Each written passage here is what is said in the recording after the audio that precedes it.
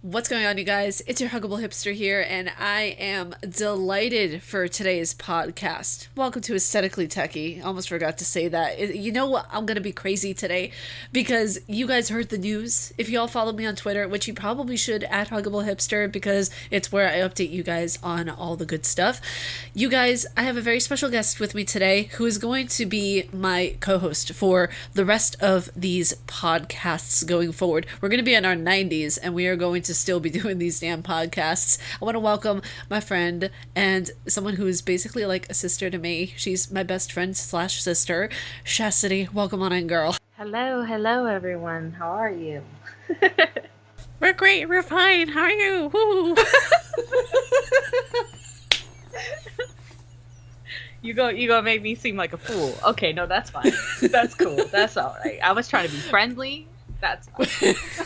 we're just out here, acting like just two idiots. It's fine. Don't worry about it. So Chastity here is basically, she's been like one of my best friends since we're like 3 years now.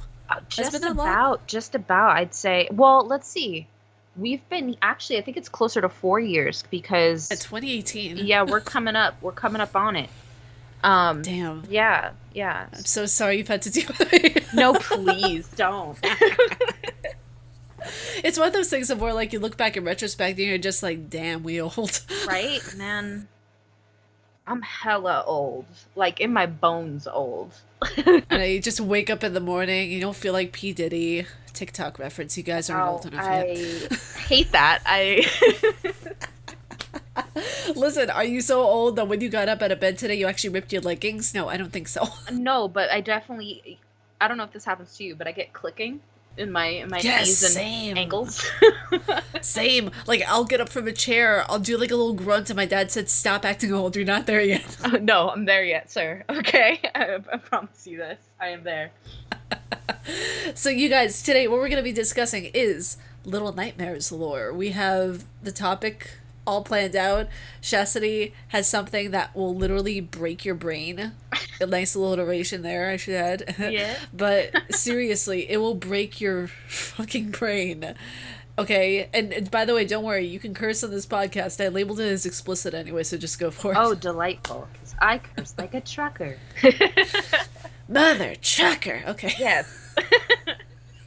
So we're going to get into this by just making a context warning, a trigger warning. There is a lot of, I would say, a lot of topics within our discussion that you guys should just be aware of if you guys get either emotionally triggered or just in general you have this kind of like you're sensitive to these topics, I should say, because we talk about abuse. We're going to be talking about a lot of things that are just it's an emotional thing, that we're going to be talking about.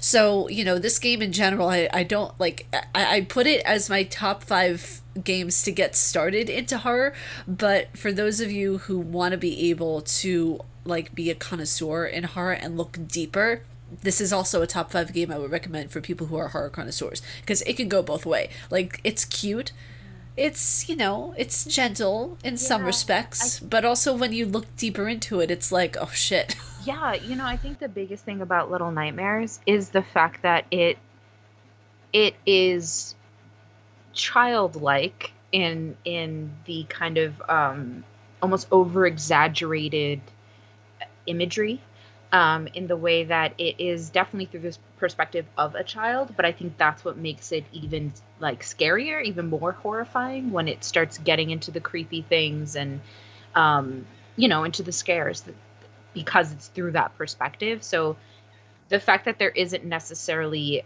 like outright blood and gore, a good example of that is Little Nightmares 1, where like you don't see Six die. If you like fuck up in the game and die, you don't actually see how she dies. You don't see, what's done to her, because the screen just goes black. But it gives off this, what's the word? I don't know. It's what you don't see that's scary. Yeah, exactly. And that's where your imagination can really put a lot of different suggestive things Yeah, in there. the games are all so suspenseful. It's definitely, in my opinion, like this beautiful, horrifically beautiful clinic on suspense, on how to scare people without showing them too much. It's so great in its atmosphere. You know, everything from the score to how when you're in certain scenes that are meant to look dirty and gross, um, you feel that. You know, you're like, "Ooh, this is. I don't like this. I don't like this space." You know. Yeah, exactly. And it gives out this air of like, well, the anxiety in that game is real a lot of the time. Oh Let's just yeah. put it out there. I mean, like, especially when you're doing some like heavy parkour type stunts, you know, you're just you're there like, oh god, am I gonna make it? Am I gonna like my hands were sweating on my Yes, controller. yes. You know, I think it's I think the perspective that it's from, I believe the developers called it a dollhouse perspective. So in that forced perspective there, take a shot every time I say perspective. Uh, Gulk. Okay, sorry. you yeah, I think it adds to that fear a little bit, you know, because you're sitting there trying to jump over things, parkour, while being chased by these really creepy ass fucking monsters, you know? Yeah, Yeah. and that's where a lot of like people, and that's why I actually say that's perfect for someone who wants to get into horror Mhm. because you can look at it from different perspectives. Like you can see the things that you only want to see, that it's a cute horror game, you know, a little bit of parkour, a little bit of mayhem, you know, throw it in there and you don't really have to look too much into it. Mhm. But for people like us who really look into the lore and everything, you can like consider this a really pretty horrifying game for Oh, girl, someone, you know, psychologically. listen. I have two kids, and my son has played part of the game so far, and he is very much into it because he likes scary things, and so he's like, "Ah, this monster's chasing me! Oh my gosh!" You know, and he gets into it in that way. But my daughter is a little more sensitive, and she realizes something wrong is happening, and she'll get like genuinely concerned and be like, "Oh Oh, no!" oh, that's so It's so adorable. cute. It's so cute, but it actually goes to show, just from audience um, perspective, that you know, like you said, you can take it at face value. This is a fun, uh, almost doll-like horror game, or you can realize something very wrong is happening here. Yeah, Yeah, exactly. yeah. So it's great. Yeah. So I do want to bring up the fact that you have been working on a theory for this game. For anybody who knows Buffy the Vampire Slayer, please, I'm going to be referencing, I have a theory that it's a demon. Yes. So, just as a, I mean, main theory that I have, right? So, there is face value what the game is, and we'll get into that. My theory is that this is the trauma memories of Six, and even in Little Nightmares 2, I would say Mono's trauma memories. Um, and these traumas are experienced through the perspective of a child during a war, possibly post-war. Um, if I were to give it an in reality aesthetic where I think it is in history, I would say anywhere from the 1890s to World War II, anywhere in there. And I know that's very broad in terms of time. Um, However, there are multiple things, and we'll get into it, that kind of lend to that. But it feels very, very much this is an experience during a time when this world is in a wartime chaos. So yeah, so that's my that's my theory. Um, 'Cause I feel like so many people come up with so many different theories, but I don't think people have really touched on the influence surrounding the game as you have. People come up with theories like according to like who the Thin Man might be or who the lady might be, and I feel like the you know saying that it's in a wartime kind of goes into that because we've had conversations before of like the popularity of geishas, the popularity of certain pieces like timepieces that are within the movie that Yeah. aren't current day at all. Yeah, when you look just at their clothing, right? That's not modern clothing, you know. Um, Even if you were to simplify modern day clothing, it still doesn't hold the same patterns or shapes. I think a great example of that is not just the lady in the geisha wear, but perfect example is actually the teacher. When you look at the teacher's clothing, that is not how modern teachers dress. That is closer to 1930s, 1940s type of clothing. Um, Speaking of which, in Little Nightmares 2, when you're in the school, even the way that the children are dressed, the bullies, that's very I don't know, it's reminiscent of that time of the 1930s, 1940s. It feels a bit Germanic, feels a little bit Yeah, of a little bit. Germany. Um, there is now I Even have the to hairstyles too. yes, yes, even the hairstyles, the I mean just even the thin man, the way that he's dressed with the hat and the his whole attire, it is very much of that era. Um, so yeah, just the clothes I think is a great example of that time. Um, but yeah, and I mean we can get into it. That's the thing of where like this game is so multifaceted. You guys have to understand something of where like there are so many different theories and so many different explanations, not just on the entirety of the game, but each individual character, each Mhm. individual motif that's seen even on the wall too. Yeah, for sure, for sure. I mean, even in the concept art, actually, it's such an interesting thing to look at when if you get the chance to look through the pictures. A lot of them are reminiscent of um, like actual old time art pieces. There is we should put like spoiler alert. There's probably gonna be a ton of spoilers in this. Oh, So there is, yeah. Any podcast that I have, I put a warning spoilers. yeah. Yeah, yeah, because I know that people are like I've had so many people complain saying you but this and that. And I'm like I put the freaking spoiler alert in the freaking title, you derp. Like I don't know what more I know, clarification you dude. need. People are, well, that's another conversation for another podcast. So, yeah, spoilers. In the concept art, there is something that they didn't use, a character they didn't use. Um, what was he called? I want to say he was called like the hairdresser or something like that. Um, I forget now. yes, shit. Anyway, so he's like a hairdresser y looking character, and he's got a pair of scissors, and he's cutting. It looks like he's about to cut a child's hand. That's actually from a real life uh, painting, a real life art piece. Um, that is based off of this kind of like folktale legend of this kind of hairdresser character. Um, that's false. I'm so sorry. Not a hairdresser character. He's just a folklore character that cuts off the hands of children who suck on their thumbs. Yeah. So there's a lot of that within this game of just imagery and art, for lack of a better word, that is reminiscent of things that exist in reality and specifically of the time that I mentioned. So yeah, there's a lot to go over.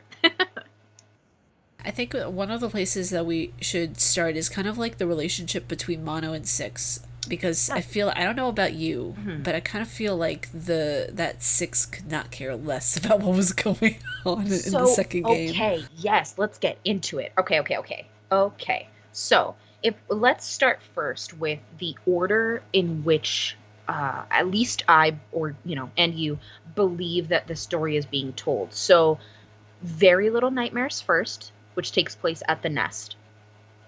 Then Little Nightmares 2, which is with Mono, and then Little Nightmares 1, which is on the Maw. Yeah, and that's the way it should go. Yes, I don't know. I know there's theories out there where people don't think that's the case, where they really think that, um, Little Nightmares 2 is a sequel. I don't know, man. I I think it really, could be a bit of both, but like a prequel and a sequel because we see like so much of how Mono reacts to six. But I don't know. I think it's more of a prequel than anything. yeah, yeah. I mean, we can get into the whole time loop theory too, because that it lends itself to this idea of memories that I have here. Um, but yeah, but for the sake of continuing on, the I think that Little Nightmares 2 is a prequel to Little Nightmares 1. Um, 6 in Very Little Nightmares isn't the player that you play as. Um, she is the little girl you kind of come across as you're playing as the girl in the raincoat. Um, I don't know what else to call her. I don't think she's been given a proper name yet.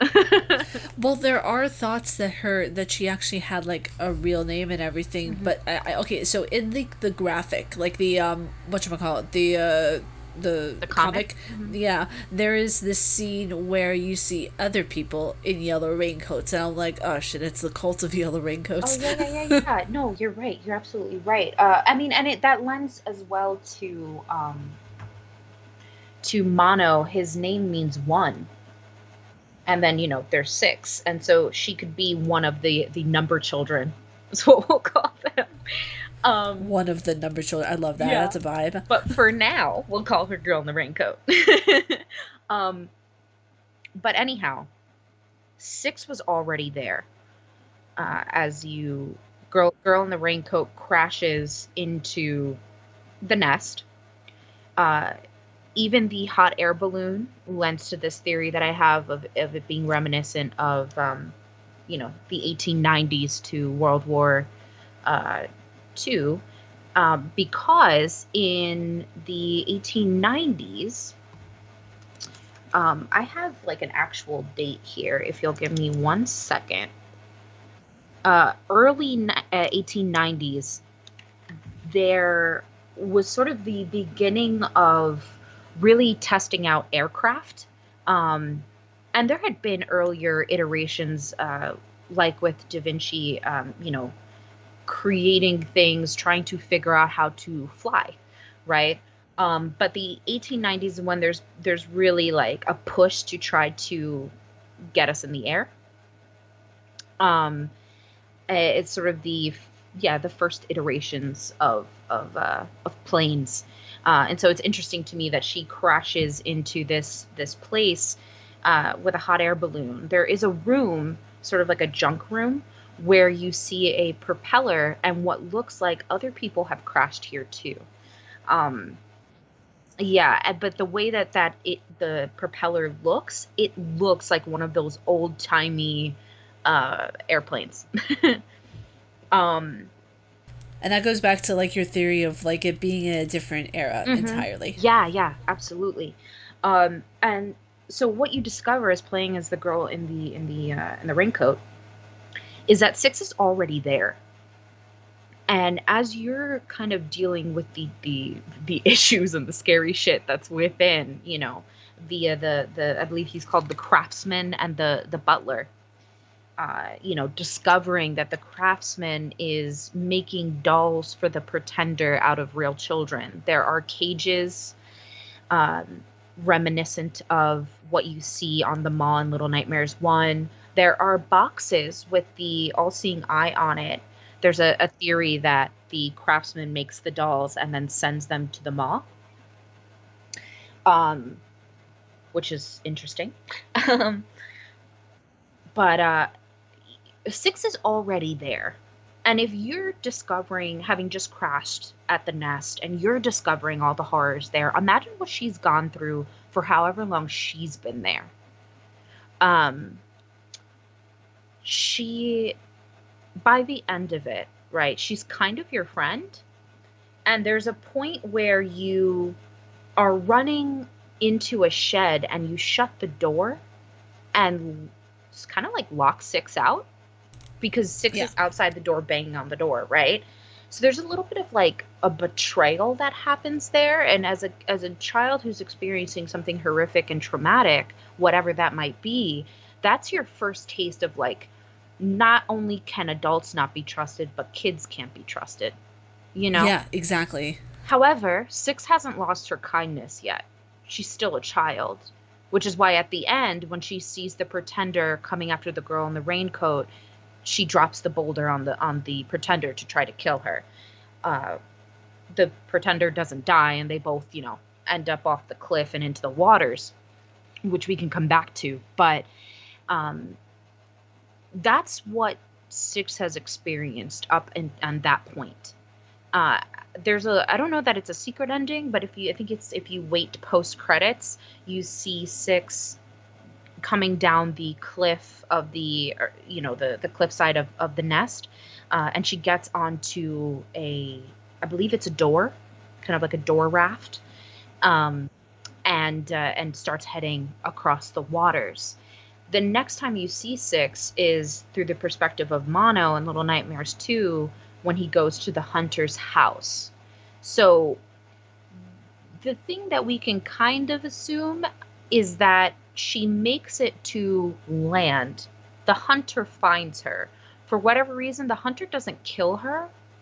However, he does lock her in his basement in a Yeah, room. which I found so odd.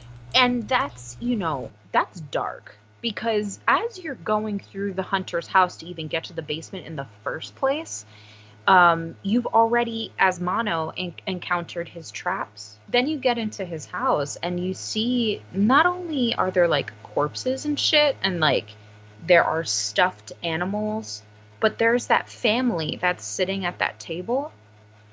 I don't know if that's his family or a family he's created for himself.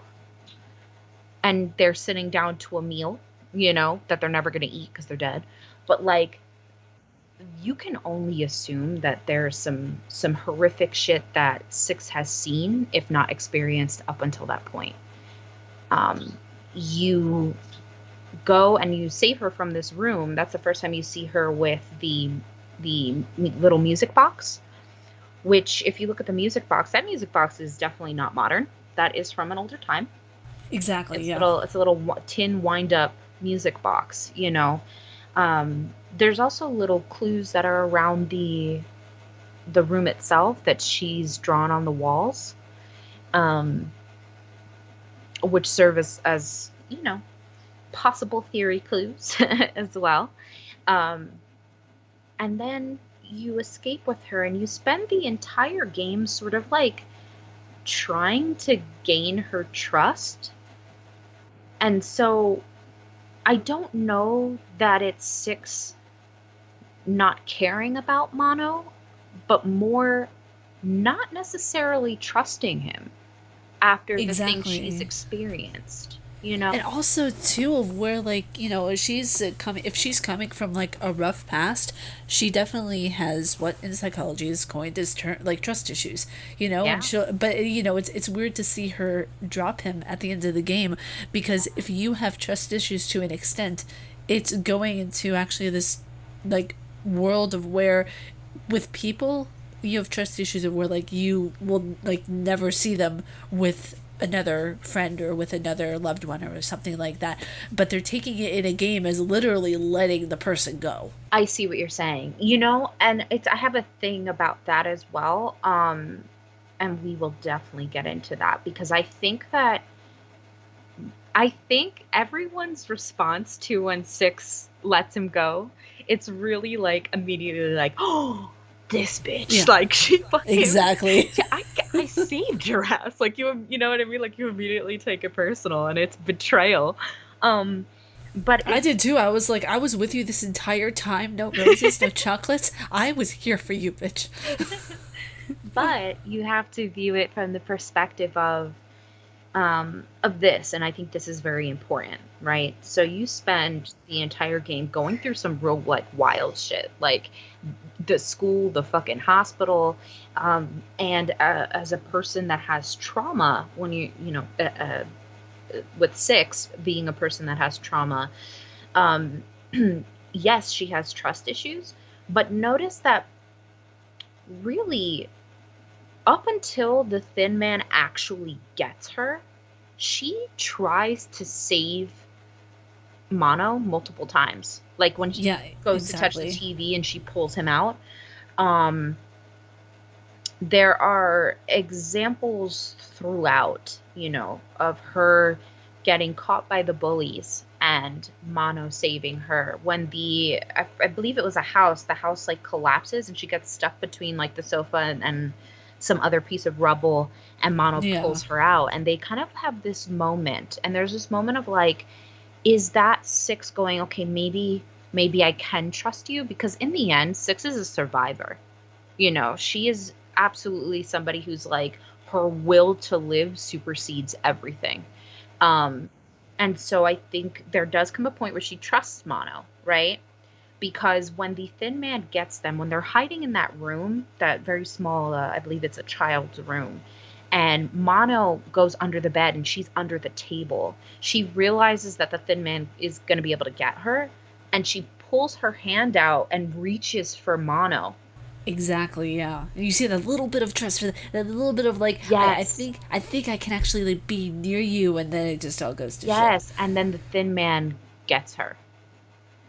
That is horrifying if you think about it through the perspective of someone who has trust issues, where you reach out to the one person you think that you can trust, and this person doesn't reach back for you. Instead, they like hide further, and that's like Exactly. earth-shattering, right?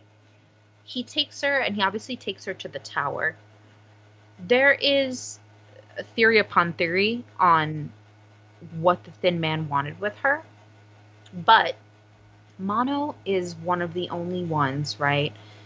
Besides, I suppose, like other children that aren't mutated by the radio tower or whatever it is that is going on in this world, right? Yeah, Um, exactly. but he does hide his face for the majority of the game. In fact, so much so that Six has never actually seen his face. Um, the Thin Man doesn't wear a mask the way that the other adults do. You can see his face. And so I believe, right, he takes her to the tower. Something happens to her there. She obviously becomes very big. Her arms and fingers are twisted up, and she's back in a place that is reminiscent of that room in the hunter's house, where she has, the enlarged music box, and it's sort of the same setup. Um, but then Mono breaks the music box with the intent of thinking like, oh, this will set her free. Like this music box is what's keeping her here. So I'm going to break it. And he breaks it, right? Or rather, you break it as the player. Um, you guys go to escape. You come to that moment, and Mono looks at her in the face for the first time, and she sees him. She sees his face. We all know by that, the ending, that Mono is the Thin Man. And so I think it is less a betrayal and more survival. And her going, I know what you become, and letting him go. But with the child, sort of like the child naivety and ignorance to not know that, like, the reason he becomes the Thin Man is this very moment. Yeah, and that's You the see what I'm thing. It's saying? it's a defining point for also humanity as well, because like we see so many dangers within ourselves. And I'm gonna kind of go a little bit philosophical here. We Hmm. see ourselves kind of morph into the very thing that we never wanted to be in certain cases. Just like the Right, Theban and Mono, just like the Lady and Six. They're kind right, of becoming the thing and kind of progressing in the stance of where like I right, never want to turn into this, but here right. we are. Yes, and that is the kind of lens to my theory about this being the sort of memories and the retelling of what made them become those things. There is a saying that says, "Hurt people hurt people." Uh, Yes. Obviously, there are exceptions to this, but more often than not, in reality, people who are abused a lot of times become abusers. And it's sort of reflected in this with Mono and Six, that they are living in a really hard world.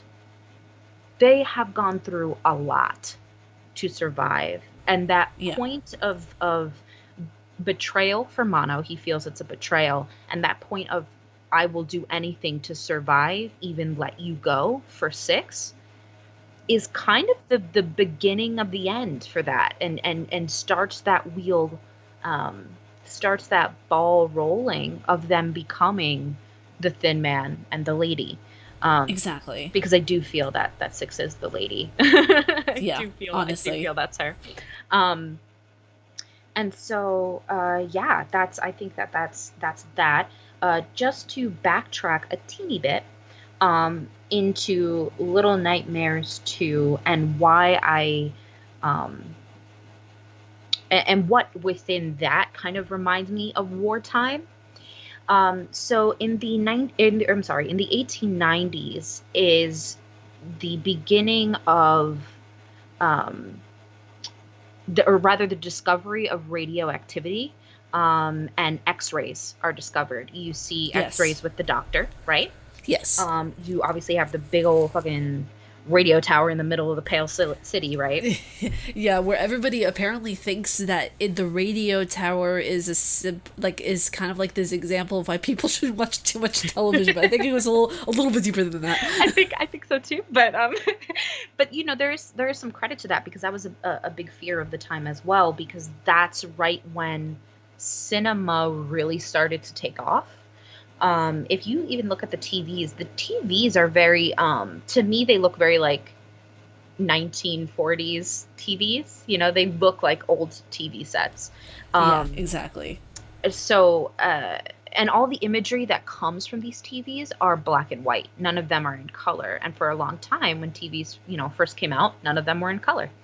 Yeah. So, yeah, I think that lends to the time that I mentioned earlier.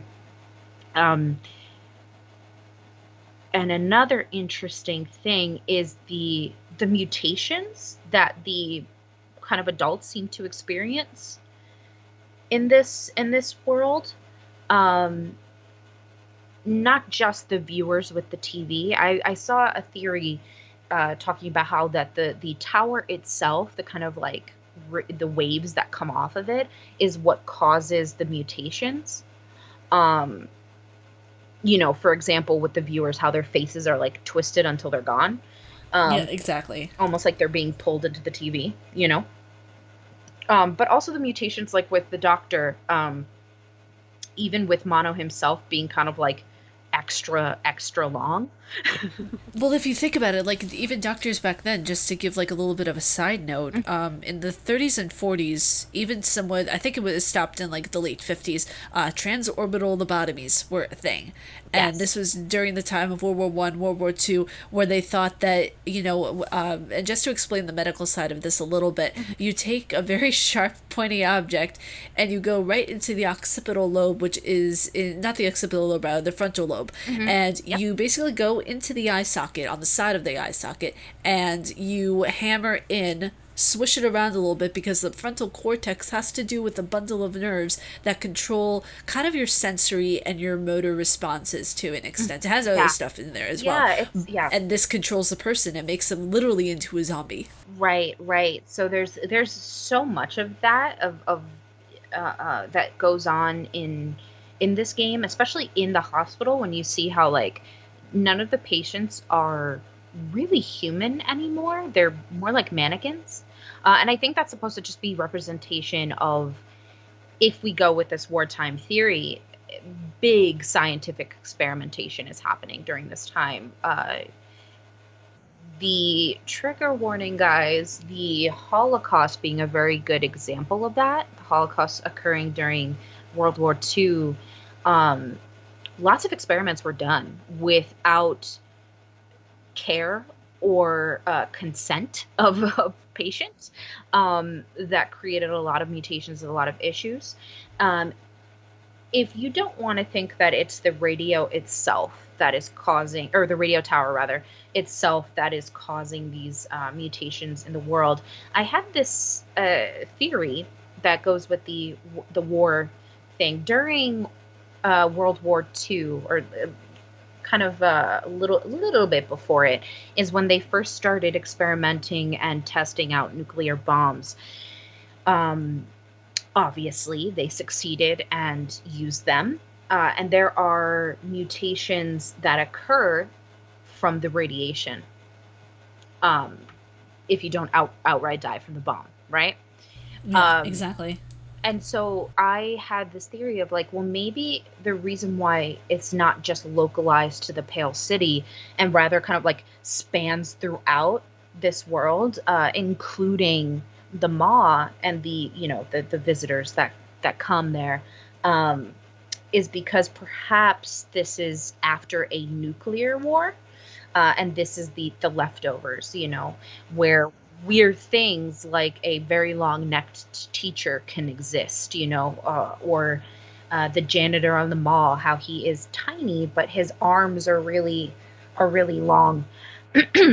And then explains the need for the doctor to create masks for those who can afford it.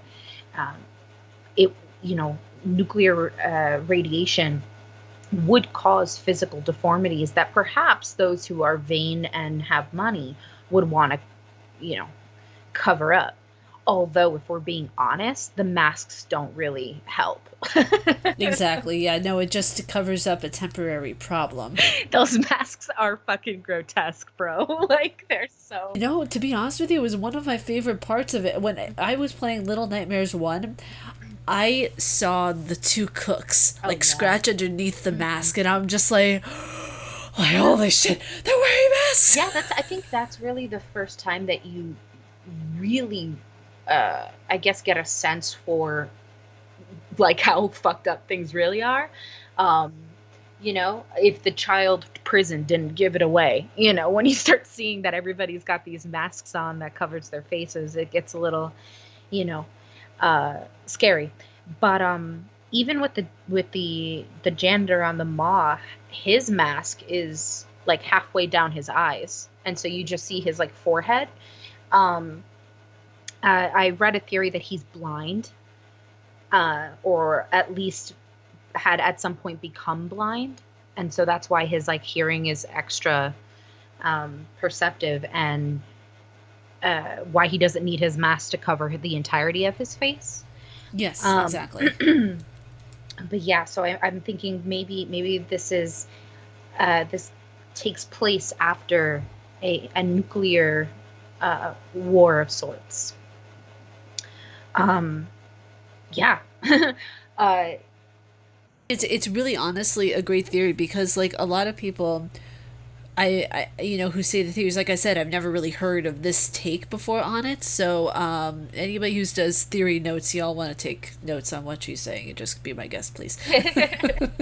Yeah, you know what inspired the whole thing for me, and I mentioned a little bit of this to you before, was actually from the DLC and Secrets of the Maw, when you get to see the lady and she's looking at one of the only remaining mirrors.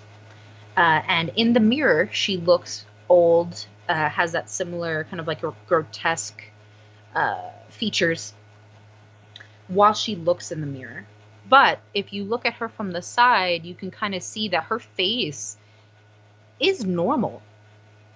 Like, her face is tiny and looks very normal, as if she wasn't affected by whatever everyone else is affected by.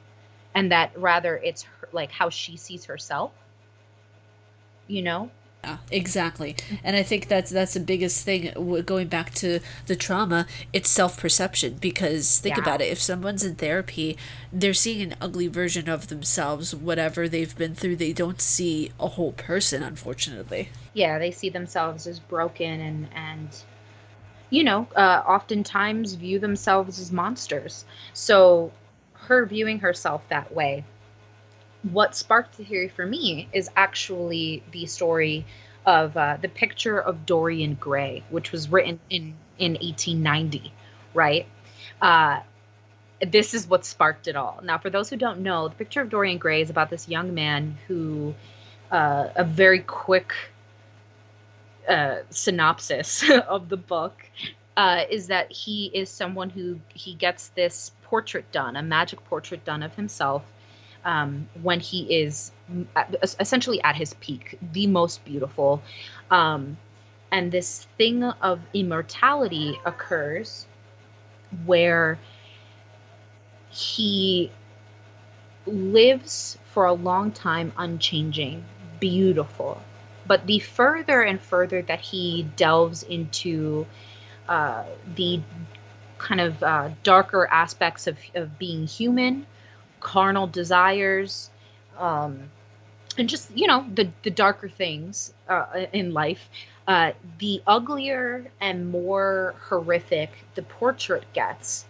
And it's sort of this reflection of like what his insides are, you know, Yeah, while and his outer remains beautiful. And that reminded me very much of the lady. Um, yeah, oh yeah, and that's the main thing. Like even with Dorian Gray, I mean, we can actually link this back to so many different games, like yeah, Layers of Fear, mm-hmm. Remother, Tormented Fathers. There's a list of games that you can link it Yes, back to. But the thing is like with Dorian Gray, I'm so happy that you brought it up. It's something that we were even talking about last night in preparation for this podcast. I remember reading like the book of Dorian Gray so much as a kid because going into video games, I think that's all the evil character ever wants for the person or the host or whoever it is to see is that picture perfect esqueness of themselves. They never want to see them falter and they never want to see them quit because that shows a human side. right, because villains need you to believe in their villainy. Yeah, exactly. Their villainousness. Yes. So upon kind of stumbling on that Dorian Gray little inspiration tidbit there, I came to the date of when the book was written, which is the 1890s, right? And Yeah. this is a time of economic depression. However, it's really interesting because in the 1920s rather, they called the 1890s the gay 90s. Now, the gay 90s meaning a happy time, a time of, merriment, you know, even though it wasn't. However, it's very interesting because Mark Twain calls it the Gilded Age, and this is a reference to it being a profitable time. Um, but really, it's a time that was riddled with crime and poverty. And within Little Nightmares, it's very much that. You have this like distinct classism that occurs, with the people who could afford to get masks, the people who could go on the mall and just be gluttonous, and eat until they died. But when we get into Um, the Little Nightmares DLC, it mhm. becomes a different story because I feel like we kind of have to discuss that to an extent. Now, if you want to know my theory on the entire thing, because after I had like stated this theory to someone else had told me that someone else had come up with this theory already. I'm like, all right, fine, take my throne away. That's cool. But but I had this theory of where like this woman, basically the lady, Mhm. had a daughter Right. and the daughter gets killed by the lady and the lady turns into this creature down below that we see and she keeps getting fed, she keeps getting sustained, Mhm. she keeps bringing having sustenance brought to her, and Yes. we like see this kind of like gradual decay Yeah. of what her humanity, because I feel like the little kid who turns into this grandma of the underworld sea place is basically a symbolism of what her humanity was. Right. Right. Okay. I see what you're saying. I see what you're saying. Yeah. Um, Because when someone has a child, think about it, like they are their kids. They are a part of their DNA. So I mhm. think that was the only last remaining human part of her was that kid, and then she kind of fucked it up, and I'm just like, oh, great. Yeah, no, it's actually interesting because I think everyone, when first playing Little Nightmares 1, uh, felt like, especially when they see the portrait of the lady and there's the little girl that very much looks like Six, um, everyone was like, "Oh shit, Six is her daughter," you know. Um, but I don't think that's the case. I think Oh, that, okay. yeah, and this is a theory that oh gosh, I will find out this person's name, and then you can like put it in the description because it's a theory that I heard from his channel. But this theory that the old sea hag that's in the depths of the maw is actually either the former lady of the maw or is that child. Yeah, Okay. let me tell you, as someone who has children, and it's going to sound real corny, having children is like taking your heart outside of your body and letting it walk in the world. Oh. It is it's children are wonderful, especially if they're your own children. You're just like, these are my babies. But there's an extreme vulnerability that occurs. They are, if something ever happens to them, it they are your weakness, you know. Um, and if you're someone like the lady who is running this facility in this very awful world, children are a weakness. And so I think, right, that this sea hag creature is actually that little girl, is actually the lady's daughter, who she kind of like cast away, right? But felt guilt. And so She's keeping her alive because of the guilt, basically. exactly. Not really selfishly not realizing that all she's done is give her child a tormented life in the underbelly of this fucking vessel. Yeah. Exactly. This kid didn't even get to have ballet lessons, okay? She didn't even get to have a breakfast, lunch, or dinner. This kid got locked away and Yeah. is now known as the sea hag. I mean, who wants to be a fucking sea hag? I don't want to be a sea hag. Yeah, any of you She's guys want to be a sea hag? Dude, she's awful. She's awful looking. She's so scary. I mean, like, who wants to see that at the dinner table? Ooh, here comes the sea hag. Ugh. I'm like, Dude, what in the fuck's going on? listen, man. Um so yeah, I think the Secrets of the Maw, that DLC is filled with so much goodies lore wise. There is, Um yeah. yeah. It kind of reminds me of that saying, that children should be seen and not heard, right? But imagine the world that the lady lives in. Children shouldn't be seen or heard. Yeah, They exactly. are a liability, they are a weakness, they're a problem. Um, yeah, so just, eat them. Um, so yeah, for sure. There was something else I wanted to mention, and I am a little bit blanking on it. Um, Little bit blanking. Are you now a so little bit blanking? I'm a little bit blanking on it. Like a blank check? No. Oh, okay, so here we go. Um, Whenever she does that, you know something's about to happen. When she says "Here we go," I'm like, "Oh shit, here we go."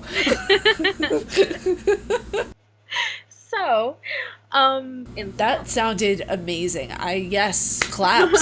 Wait, Yes. let me get to it. God damn it. I got notes in front of me. Okay, I'm trying to.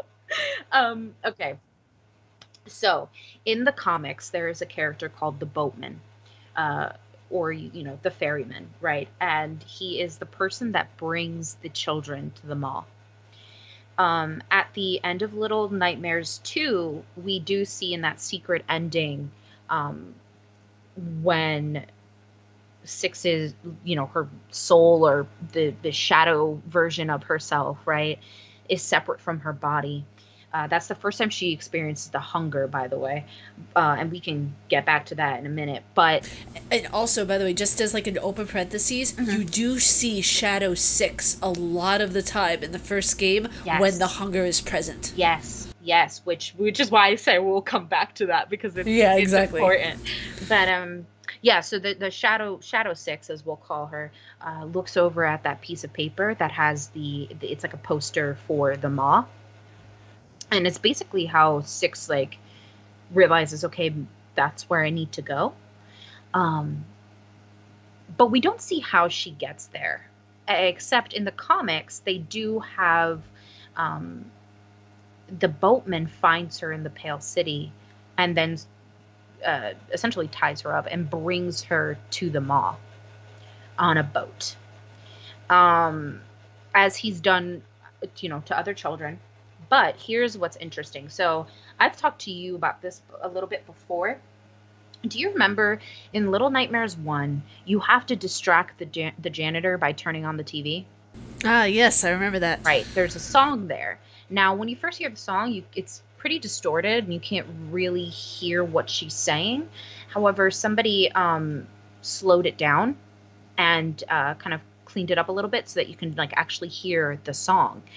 Um, Quick side note, it looks very much like a 1950s commercial almost, um, yeah, it's very reminiscent of that. But the lady is singing a song, and I have the lyrics here. If you would allow me to say the lyrics. Oh boy, we're about to get into. Yeah, Okay, hold your panties, kids. it's pretty quick, but it says, "Having a nightmare in a boat, come what may. Oh no, he's gone, he's gone.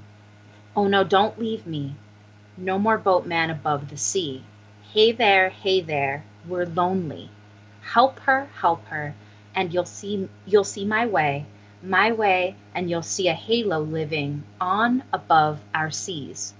Run, run, here comes Veronica, a halo living on above our seas." Veronica? Now here's the interesting thing. Who the fuck is Veronica? Wait a Okay, second. there are Is several. Six Veronica? We've got several things going on here, okay? Several things. Now, it speaks of a nightmare in a boat. Is it talking about the maw? Is it talking about the ferryman or the boatman himself? Um, there is the line, he's gone, oh no, don't leave me. Is that reminiscent of, if we go with war theory, is that talking about the thousands of women and children left without fathers because they went to war? We don't know, but there's that, right? Then help her, and you'll see my way. I find that really interesting. Who's the her they're referring to? I don't know. Are they referring to uh Six? Are they referring to the lady? Are they referring to females as in general in this world that they exist in? Um, The thing is that another thought, there could be also a reference to the cloak of the yellow clan, okay? yes, Because all of them yeah, the all of raincoat them are kids. females. Yes, the raincoat kids are all girls. At least so far, we haven't seen any boys with raincoats yet. Submissions, we'll take them. Yeah, and even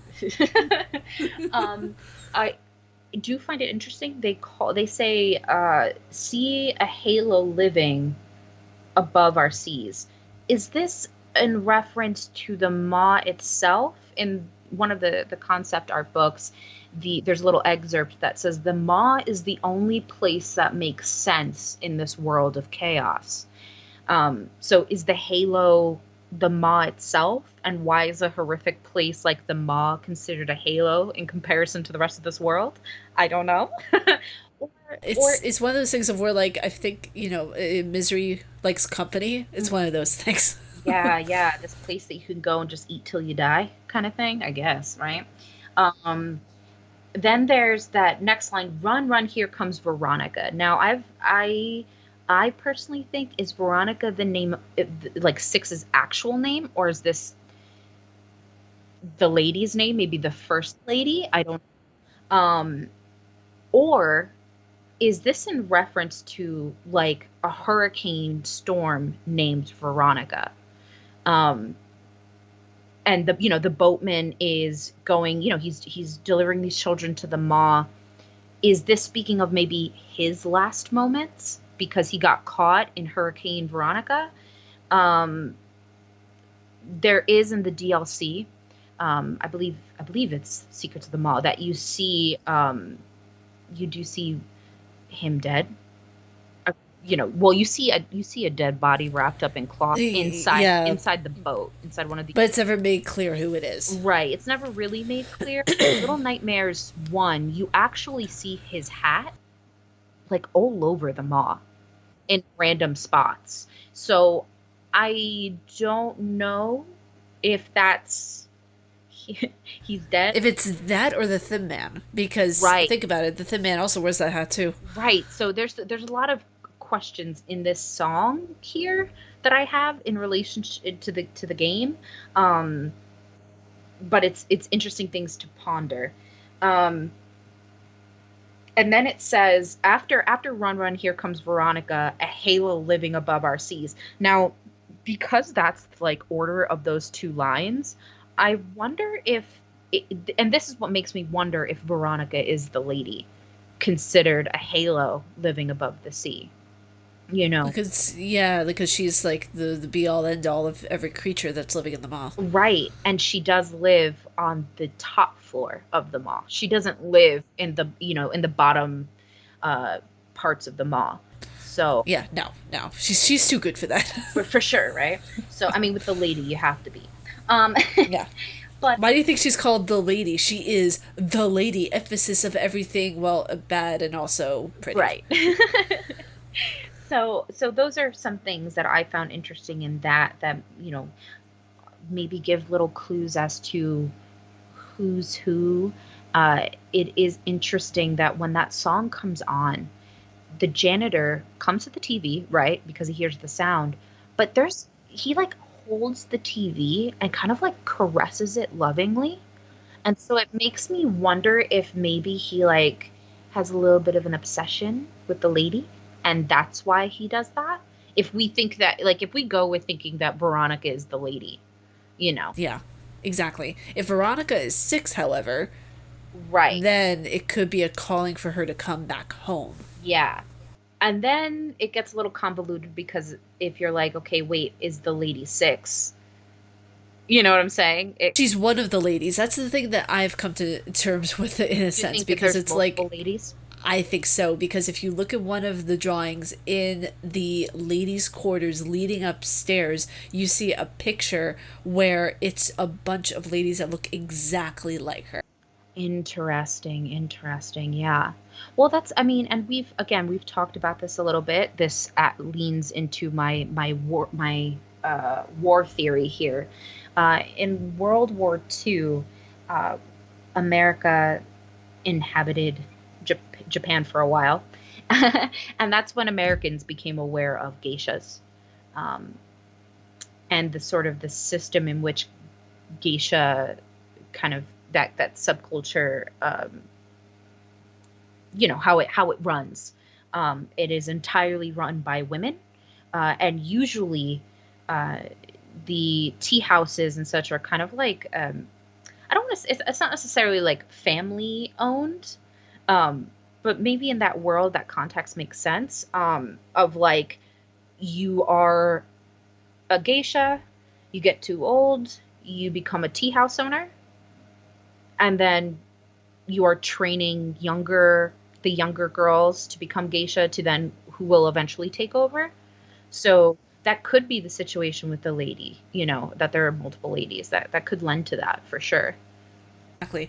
And that's the thing of where, like, I feel like there are certain people who are kind of picked to be the lady, which, in my eyes, that's why I think Little Nightmares 2 is a prequel. I feel like the Thin Man, in a sense, is choosing her, in a sense. You think so? In a way, because, like, he doesn't go after Mono at all to harm him. Like, he just holds him up if you're, like, ever grabbed or captured by him. He doesn't really do any damage to him at all. Mm. Whereas he was very forceful with 6. He pulled her into that fucking TV. And left a little glitch of her behind, which is interesting. Because Mono throughout the game, like that's part of I guess one of the trophies for Little Nightmares 2 is picking up those like glitched children. So that's a whole other thing that could be delved into maybe at another time. But there being these kind of like glitched children left over, I wonder if that speaks to Shadow 6 at all, you know. But we'll have to delve into that another time. um, yeah, yeah. So, any other things that we want to add to that? One thing that I want to add, it's probably going to be a little bit cuckoo for Cocoa Puffs. I A mean, little hey, bit. But there is one concept that I had, and we're probably stretching this a tiny, tiny bit whenever I bring this up, but go with me on this thought, okay? Okay, let's go. So the kids that are in Little Nightmares too, since we have a lot of them that look very similar, the girls look similar to the boys look similar to the boys. Or actually, no, sorry, the boys look similar to the boys, and the girls look similar to the girls. And in one section, you see a little boy's head on top of the king's chess piece. Yes. And one thing that made me think, like, honestly, like, instantaneously, was that kids are used as pawns politically in school Mm. systems. Well, Because if you, in general, children yeah, are often used, like, for example, again, trigger warning, and in Africa, there are a lot of child soldiers. So, yeah, I can see it. I can see it. And the bullies, they all have they're like porcelain dolls, and a lot of them, like the top half of their head is missing. exactly. Like a lot of them are kind of like broken, which also kind of leads to another idea that kids can be molded in any way because they're empty headed, most of them. And maybe the teacher is, well, it's interesting because there is a portrait of the teacher in the mall. Yeah, there is. And so if we think of this as like there's this system, right? The doctor not only does these experiments on the patients, right? But he also makes those masks that you see on the on the elite of the game, right? He has been freelanced and outsourced to the max. Absolutely. Then you have the craftsman in Very Little Nightmares and the janitor who the craftsman makes dolls. The janitor has a lot of dolls, bro. If you remember, he has got a bunch of dolls. But the janitor is also the one who kind of like keeps the children that are within the mall. You have the two chefs that obviously they cook for everybody on the mall. Um, and then the lady possibly was supposed to be training a new lady. Uh, Leans into a theory here about the pretender was supposed to be the next lady, and that the lady was sending children to her to be made into dolls to keep her company. Um, However, the lady doesn't seem to be doing much training, so maybe that's her being like, no, it's only me. I think she's more of just like an overseer instead of a trainer because it's like and this is also another theory that I have that there's so many children. I think she's going through them like tissue paper because she wants to try to recreate the relationship that she had with her daughter. That's a possibility for sure. That's a possibility, or Like there's maybe so many because when you think about it, like these kids are being outsourced and they're being brought in and they're just like it's like a conveyor belt of trying to find the right one and I think 6 was that right one to create another lady. maybe, or maybe the lady is trying to get rid of the children. You see, I In don't think some it's like that in black and some white.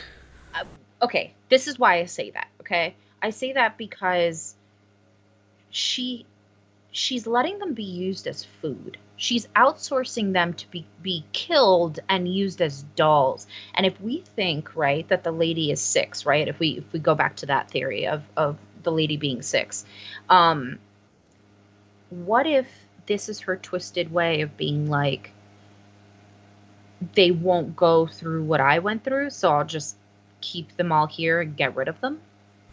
Yeah, that's oof. You know There's what so I many mean? different possibilities. Yeah. Yeah, like that there's a lot of branches that can stem from that. Um, yeah. And then the teacher, right, who is obviously in the Pale City teaching, it's interesting because none of her students are good kids. They're all bullies. And I say, for the audience, good kids in quotations because bullies are often just hurt children. They're just children who are acting out their own issues that they've, from what they've experienced in terms of trauma. Um, and so, it's very interesting to think of it like there's a system here. And so that leans into your thought. It's not so crazy, this thought of like a child being used as pawns, you know. Um, in this really sick, twisted way, of being used, you know? Um, there's also an interesting theory, speaking of the teacher, there's an interesting theory about the hanging man that you see at the beginning of Little Nightmares 1, the teacher and the pretender. There's a portrait within um, Very Little Nightmares where you see the sort of like from the knees down, you Yeah, see a man who's dressed very similar to the hanged man. Um, and then from the knees down, a skirt and shoes that are very reminiscent of what the teacher wears. There's a theory out exactly. there saying that the hanged man and the teacher are actually the pretender's parents. The pretender is the little girl that resides within the nest. She is the only one in there besides the captured children, the craftsman, and the butler. Otherwise, there's no one else in there. There's no other adults. The pretender is a child, just to make that very clear. She is a child. Um, she, the craftsman makes her dolls um, that she has tea parties with. There are scenes where you can see the children sort of like lined up at a dinner table, but they're all dolls. They're not like live children. They're all dolls kind of sitting to eat dinner. Then there are dolls that she's having tea parties with. There are dolls who are, quote, watching TV. There is a very big statue within the nest where it's the pretender, um, huge. She's like this big statue, and then little children statues bowing to her. Um, Oh yeah. Oh my god, I remember this. It's been a hot minute, but yeah, I remember yeah, this. yeah. And so, but what makes the pretender special is that she can make people vanish, not their clothes, just their entire self vanish into thin air. Where they go, we don't know. We don't know if they go somewhere, if she consumes them, we don't know. We just know that they vanish. And it's a special ability she has. She can be seen multiple times in the game, like throwing tantrums if she doesn't get her way. Um, there are theories saying that the lady is supposed to be training her to become the next lady. Um, but to circle back, there is a point where Wrinkle Girl finds her crying in a bench. She's, audibly you can hear her crying. And there's some theories that that is the moment she finds out that her father killed himself. Which Exactly. in Little Nightmares 1, the hanged man, there's like a little envelope that's on the floor that is presumably his suicide note.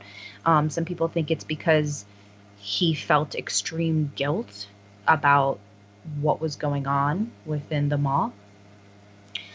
Interesting fun fact, 1897, a psychologist, he published, I suppose it's the first book on like suicide, like clinical book on suicide.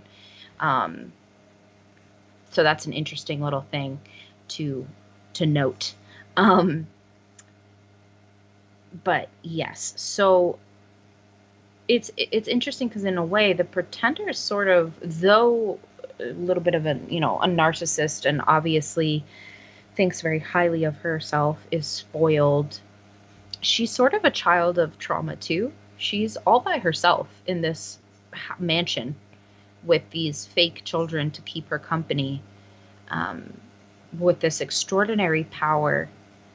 Her father kills himself, and her mom is if we believe the theory, her mom is the teacher. So not there with her, but instead is off in the Pale City, quote, teaching other children. Yeah, exactly. So it's very interesting. That whole thing is very interesting.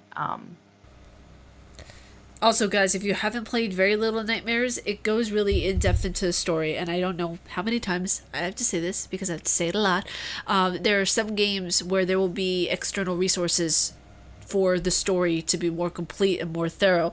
I have a love-hate relationship with that because you have the entire game, but then also there's this comic or there's this other blurb Yeah. or another Mhm. game, and I'm just like, can y'all just tell the story in the game so that people don't have to do extra work that they don't want to do? In all honesty, I mean, sorry, not sorry. Yeah. But they did the same thing with Outlast, of where there was an external comic book online. It's very good, it's very thorough, but so many people who were like coming at my review saying that didn't happen. I'm like, well, yeah, it kind of did if you read the comic. Right. You know what it is? It's hard to keep track of what's canon when there's so many things. Exactly. Yeah. So Yeah. I And I understand what you're saying for sure. and I understand that game companies want to create as many different types of things and revenues and different, goodies for us as possible. But when it comes to storyline, I feel, and this is just my opinion, IMO, keep it within the storyline for like the base game and then really like advertise the living hell out of it. That way you make sure everyone knows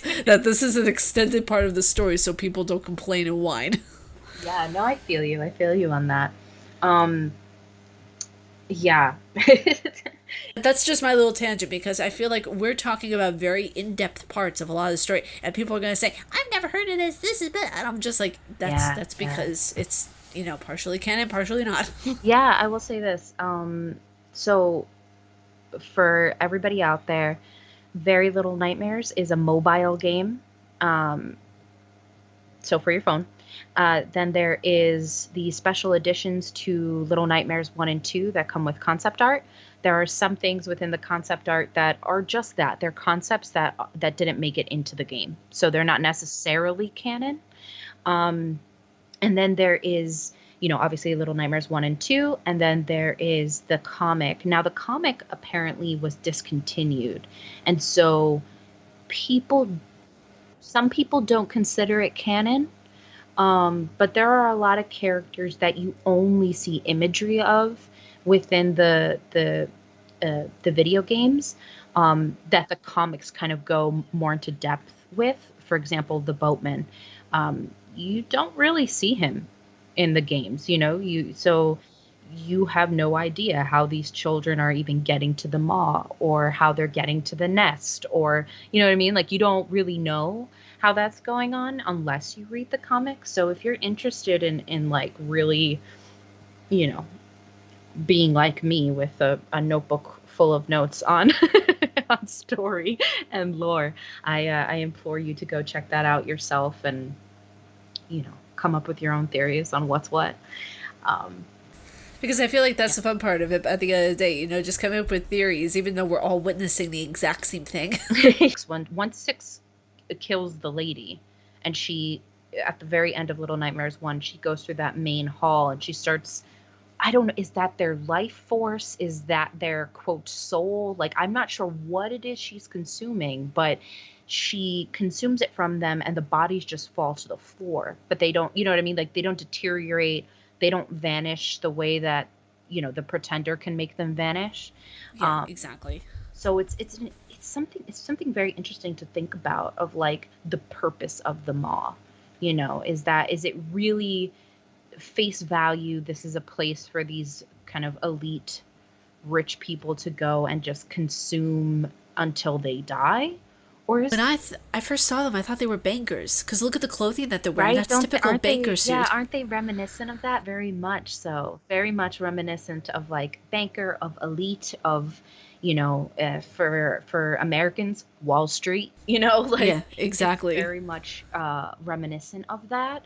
Um, which also goes back to my whole war thing that I have been harping on about how people they sort of like pretended that the 1890s was this decade of good, when really it was just full of crime and poverty and starvation.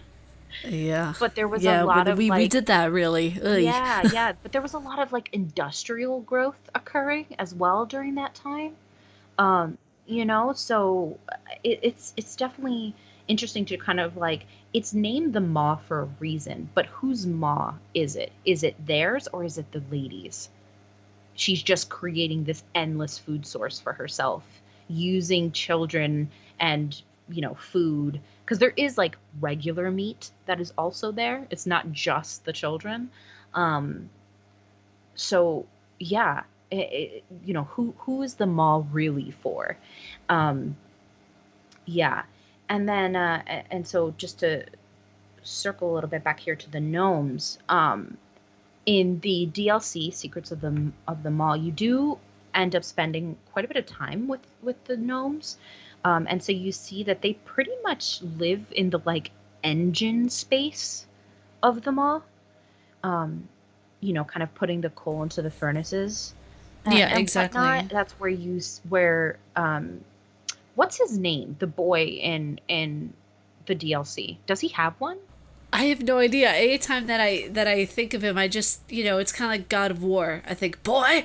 Yeah, yeah, no, I don't think we gave him a name. It's just like I'm just gonna call him boy from now on. Yeah, the boy. The boy, the boy with those boys. Sorry. Yeah, he he flashes his flashlight on the gnomes, and that's where you see that their shadows aren't gnome shadows. They're They're children's shadows of children. shadows. Bro, It's so sad. I can't. Like I listen. saw that they were all standing in front of the TV, and I'm just like, listen, you are trying to break me. You're literally trying to break me right now. Okay, listen, the game developers, you can't do this to us. No, that part is like soul crushing. It hurts. It hurts so bad. You're like, what? No, not the children. And, and Even then though and then like the music comes on. It's like, yes. yeah. Oh my God, it's taunting. But yeah, so you see that, right? And then by the end of the DLC, you see that it's the lady who is able to turn these children into gnomes. So that's a whole thing in and of itself. These children, and like in Very Little Nightmares, there's gnomes there too. And That you see, that's the thing of where like these gnomes have like a purpose. That's why I'm saying like she wants to keep people human. She doesn't want to just turn them into senseless things. She wants to still have humanity around her. yeah, maybe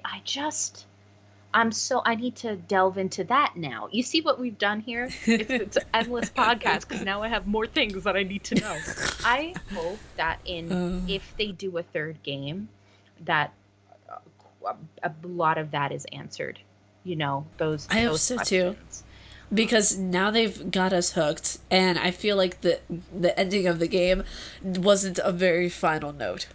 Oh, not at all. Not at all. Neither of them. Neither Little Nightmares 1 or Little Nightmares 2 are final notes. Yeah, Um, exactly. yeah, I mean, and in very Little Nightmares, even that ends on a quite literal cliffhanger, with the girl in the raincoat and the pretender both going into the water, but you don't see bodies. You just see the raincoat. A lot of people at first assumed that, once you saw Six go down the cliffside and get onto the raft, that's how she got her raincoat. But obviously not, because in Little Nightmares 2, she didn't have it until you find um until you find it in, like, I believe it's like an alleyway or something like that. You find it there. And it's actually, that's another thing. In that moment, that's the first time that you see within Little Nightmares 2 the shadows around Six. Yeah, exactly. The kind of like darkness that comes over her when she gets hungry. In Little Nightmares 1, that a similar situation happens in Little Nightmares 2, where she doesn't necessarily get hungry, but she puts on the coat and that kind of like darkness comes around her. Um, I'm telling you, it's a clan of the yellow coat people. They're evil. I wonder if that's a moment of like the beginning of Six sort of like accepting her darkness. You know, if that's not a little bit, if she wasn't up until that point maybe feeling a little bit of survivor's guilt after the A little nest, bit. because she tries to save the other girl by, pushing the boulder onto the pretender, um, but she doesn't succeed. And so perhaps she experiences survivor's guilt in that. And then when you come across her, as Mono in Little Nightmares 2, on the walls of that room that you find her are drawings. And one of the drawings is a girl falling from, like, she's like falling from Oh, that's somewhere. right. That's right. So is that her like having a memory of, she has these memories of her, traumatic past? Is she feeling survivor's guilt? And then when she gets the raincoat, it's her sort of being like, I accept my failure and my role in that child's death, you know? Um just a, just a People are gonna have their brains just to be like, like, what the fuck? there's so many questions. Every time I'm like, I nailed it. Like the next second I'm like, wait a minute, I have 1,000 questions. Exactly. So Yeah. I do have to say, Mm. the time is coming to a bit of a close here, but there's one more question I have because honestly, since you're going to be my co-host now for the Yeah. rest of these podcasts until Yeah. we're old ladies in retirement homes somewhere that our kids dropped us off at, Yes, ma'am. I want to know right now because I always ask everybody what their favorite anime is. Since I'm getting into a new one, I want to know if any of yours have changed at all. Oh gosh, I have quite a few. Okay, so let's do this. My introduction into anime, and I think most American children's introductions to anime, is either Dragon Ball Z, Sailor Moon, or Pokemon, uh, maybe Digimon. That was like sort of the era for American children getting into anime. Now Naruto is another one. For me, I didn't closely watch anime or really Dragon Ball Z until I was much older, right? So I wouldn't say that those were my introductions to anime. So I can't say that they're my favorites, right? Um, my introduction to anime that I like actively was like, I am into this anime. You know what I mean? And watched the whole thing through. It's Dead Man Wonderland. Now, Ooh, okay. Listen. unfortunately, it's only a fucking season long. I don't know why. I hate it because I wish that there was more to it. It's so fucking good. Um, so Dead Man Wonderland is really up there in like favorite animes, not just because it's a great anime, but because it was like my first, right? Um, but then Tokyo Ghoul, Oh, so good. dude, Tokyo Ghoul, bruh, that shit. We could do a whole podcast on just that.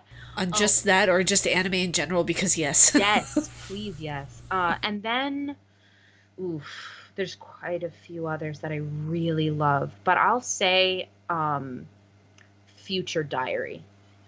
Oh, I haven't heard of that one. Future Diary is technically a horror anime, and it's really like, dude, that shit is a talk about a mind fuck. By the end of it, you're like, what have I just like, what did I just go through? You know what I mean? Yeah, exactly. It's so good. Highly recommend it.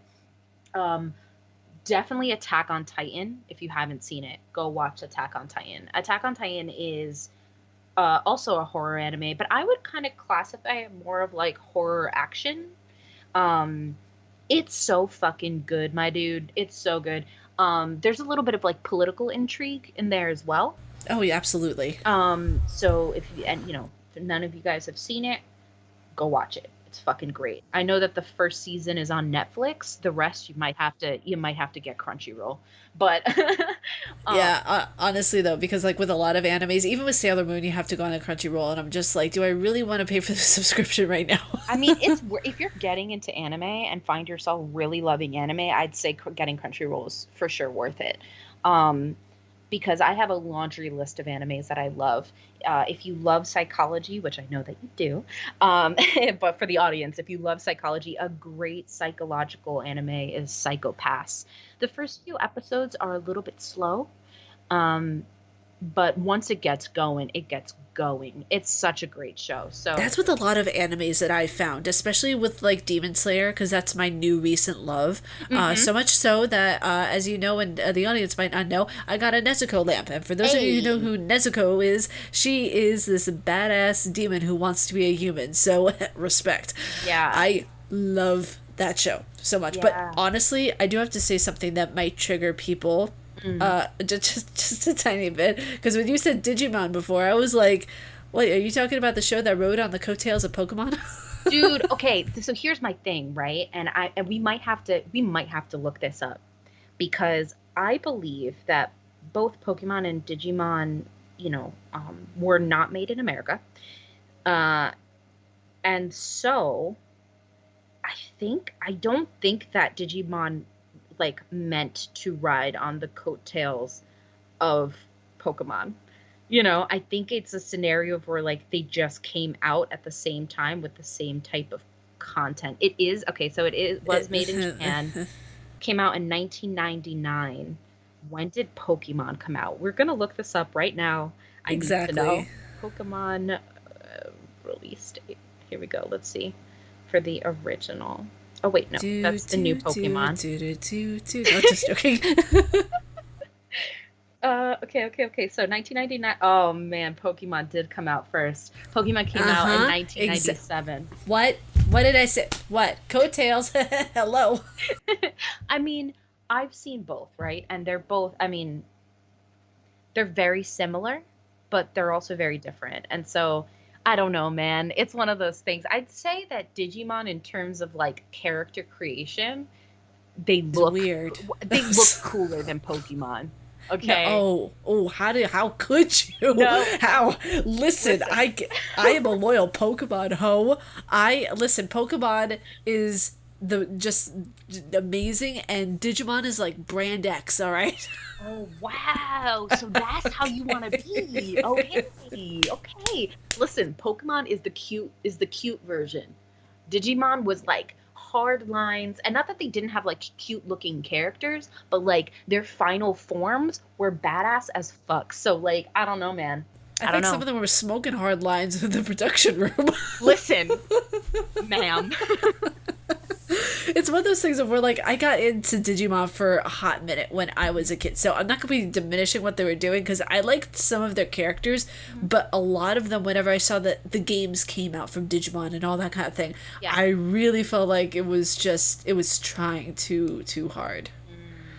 See, So I didn't that's play the just games. that's just me. I didn't play the games. I did play Pokemon, but in terms of like just anime, I don't know. It's a close tie. But in truth, right, for me, Pokemon is very much like Pokemon and Digimon, they're very much for children, right? Um, an anime as a whole is such a like it's an incredible art form, incredible style of animation, and frankly, when you start getting into the like, what's meant for the older kids and the adults, there is some crazy shit out there that's mad fucking good. And like Yeah, that is a rabbit exactly. hole to get down into, especially if you love lore, because a lot of them are really like heavy lore focused. Oh, absolutely. Yeah. And that's the thing of where like so the ones that I got into whenever I was really young, you know some of these, but for most of my childhood I watched Pokemon or Sailor Moon. Sailor Moon was like my ride or die. I absolutely Sailor Mars was just bae, okay. you know, but going into a lot of like when I first started like watching legitimate anime that had really psychological plot lines, had really intense plot lines. Mhm. The first one that I really got into was Helsing. And that was when I was Oh, like 10 or 11 bitch, years old. Yeah, bitch. Okay, listen. exactly. Helsing and Full Metal Alchemist. So good. Oh my Oh, god. So good. some of the just It's some of the fan best anime fucking out there. tastic. So just in like holds over time. You know what I mean? Because Helsing and Full Metal Alchemist, they're not like crazy old, but they're older and still have such great storytelling. I would Oh yeah. say Naruto is really up there as well because I, no shame, have cried multiple times watching I've never Naruto. seen Naruto before. Naruto and Naruto Shippuden are fucking great. They're so good. I do wish there was a lot less filler. There are, I mean, they made a art out of filler episodes for the fucking Naruto series, okay? Um like when I would the same I with Dragon Ball too. I oh mean, I saw god, some of the yeah. episodes. I was like, it's just a bunch of grown men screaming at one another. But hey, that's also wrestling too. So what can you do? Yeah, yeah. um I for it's so funny because I saw Naruto and Naruto Shippuden when I was older, uh, and my husband was the one to tell me like, listen, you only need to watch from here to here for Naruto, and then just start watching Shippuden because the rest is just not important fillers. Oh wow. Yeah, you see, Yeah. once you get like true blue fans input there, that's when you know it's fact, Yeah, honestly. yeah, for sure, for sure. But Naruto's great. Naruto is another one that is, older, but the story stands the test of time, you know? Yeah, I can agree with that because a lot of my friends in high school, even they really liked, Naruto and everything. And I would just get my dose of Naruto from them because they would just tell me Yeah. about it. I didn't even watch the damn show. But the other animes that I do have to say are really, really good. Tokyo Ghoul, Yes. Ano Exorcist. Oh, I haven't seen that one. It's really good. It's in English. It's Blue Exorcist. So whoops. Yeah, yeah, yeah. But No, no, that's fine. whatchamacallit, what's the other one? Vampire Knight. That one's another incredible one. Fate Stay Night Unlimited Blade Works. Please, you guys, you need to check that one out. It's on Netflix. I think they have the whole Blade Works Hmm. series there. The music in the second part of the anime when you watching the first season is just absolutely amazing. Like the intro song, it's Yeah. so good. Oh Listen, my goodness. anime has some of the best intro music of all TV. Oh my god, it's Like, so good. Like all of you need to do a homework assignment and listen to the music in On the Exorcist because that music is some of the best anime music you will ever listen to. I will tell you right now that every single person, when they hear just the melody for the intro song of Tokyo Ghoul, can Oh, immediately be like, "That's oh Tokyo Ghoul." yes. That shit is so iconic. Please. Come on, like that stuff. Like when I heard that, I was like, all right, well, I am a changed woman forever. I don't need a boyfriend. I just need that song. Yes, it's interesting. I'm not really like a sports girl. My husband is very into sports. He is a handball player and played volleyball throughout high school and college. Uh, Excellent volleyball player, right? And so to know that there are sports anime, at first I'm like, that's really not something I could get into, right? Like I'm not really into sports like that. However, watch Haikyuu. Oh Haikyuu yeah, it's is so good. so fucking bomb, dude. And the reason why I bring it up is because it also has amazing intro music. But yeah, so since we're kind of I guess coming to a close here, just to circle it back and reiterate. So, despite all the powers and kind of like the warped perspectives of the Little Nightmares games and the Little Nightmares world, my theory, and it is just my theory, take it with a grain of salt. I believe that these are the warped, trauma filled memories through the perspective of a child during the time of war. And you can kind of insert whatever war you want in there. Um, I personally think that it kind of, there are various references to wars that occurred between 1890s all the way to the 1940s of World War II. You guys, honestly, for the first podcast that we're doing, you can already tell it's going to be a ride, honestly. So, what I'm going to do is go follow Chastity down below. Her link will be down there. And also, by the way, if you want to follow her OnlyFans, she has an OnlyFans too. So, please be sure to follow her, support her there. Listen, if any of y'all get any or give any or just throw any crap, I am just banning your comments. So please, no crap in the comments below about OnlyFans. Hey, Okay? listen, No. listen. There's no shame here. We are a supportive household. Uh, on top of which, there's no need for negativity because it's all love. It's all love in this house. Exactly. Like we can have coherent conversations with one another, but when it goes into Absolutely. like the realm of like, talking nasty or like, crap talk or anything like that, I'm not gonna stand for that shit. Yeah, no need So for that. yeah. So if you guys are watching this on YouTube, please be sure to follow, subscribe, like, comment, the usual suspects. And if you guys are listening on Spotify, please be sure to follow. Please be sure to up the engagement, because I absolutely want to get this podcast out there to more people. And now that we have a co-host, I feel like the energy is just going to be abundant, and you won't have a choice but to follow. So, you know, Right. but if you guys like my face and what I do, please be sure to subscribe and hit the bell down below if you guys are watching on YouTube, because I make videos every Monday, Wednesday, and Friday. And what's mostly going to happen with these podcasts is I'm thinking of posting them bi-weekly. So every other Friday, you guys are going to get a podcast with me and Chastity. So yeah, stay casually nerdy, and we will see you all in the next podcast. Bye, you guys. Bye. Bye.